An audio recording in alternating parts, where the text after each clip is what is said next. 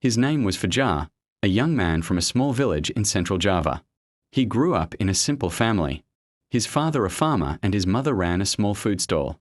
From childhood, he was accustomed to seeing his parents work hard. But their income was never enough.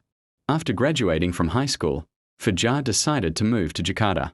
He knew leaving his village wouldn't be easy. But he also realized that, if he stayed, his dreams would remain mere dreams.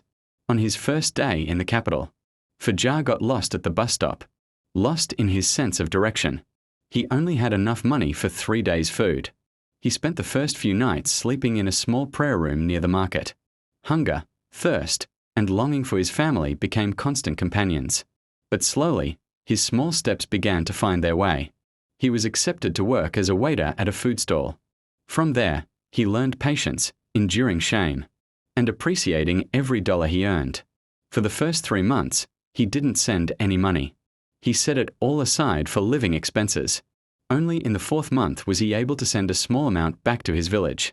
When his mother called, her voice trembling, expressing her thanks, Fajar couldn't hold back her tears.